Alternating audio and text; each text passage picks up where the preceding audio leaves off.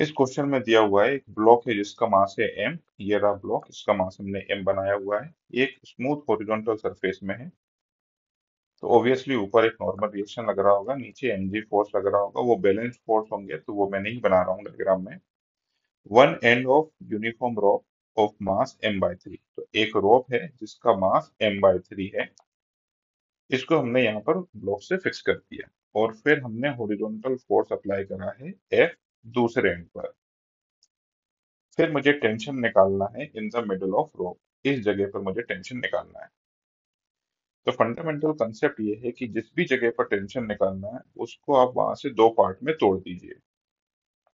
तोड़ने के बाद में ये वाला जो पार्ट है इसका मास आधा हो जाएगा, तो m/6 हो जाएगा, और इसका मास भी m/6 हो जाएगा।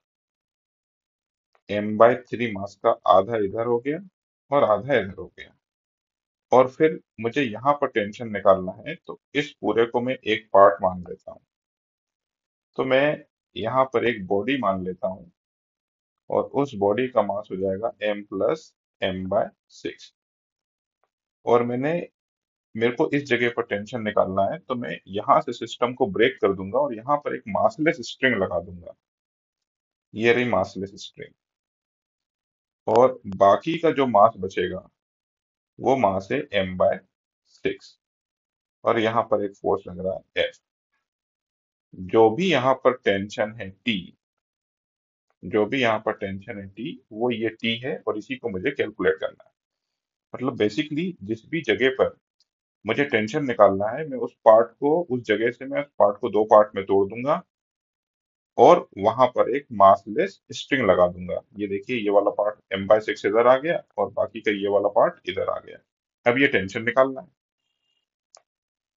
मान लेते हैं इसका एक्सेलरेशन a इधर है और इसका एक्सेलरेशन भी a इधर है। तो मैं पहले इसके लिए एक क्वेश्चन लिख देता हूँ, मास इंटू एक्सेलरेशन। तो मास जो है वो 7m/6 है, into acceleration will be equal to mass into acceleration. Acceleration के डायरेक्शन वाला फोर्स हो जाएगा टेंशन T, पहले इक्वेशन। दूसरा मास इंटू एक्सेलरेशन, तो ये हो जाएगा m/6 इंटू ए।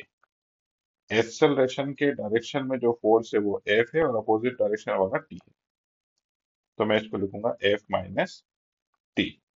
हमेशा याद रखिए, मास इंटू एक्सेलरेशन।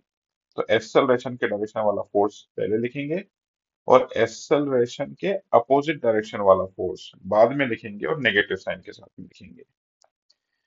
अब दो इक्वेशन है और दो वेरिएबल हैं, इनको सॉल्व करना है।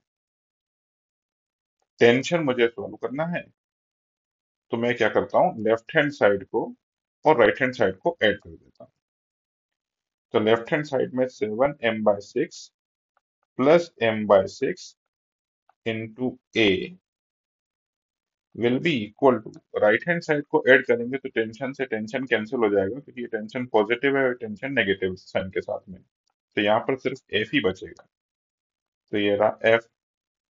यहाँ पर आया 8m/6 a is equal to F. That is nothing but 4m/3 a is equal to F.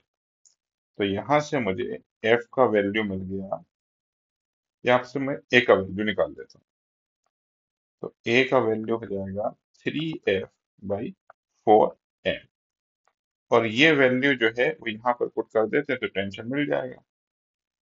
तो यहाँ से मैंने क्या करा, टेंशन का वैल्यू लिखा मैंने। तो tension will be equal to 7m/6 into a की जगह पर 3f/4m। ये वाली वैल्यू यहाँ पर पुट कर दी।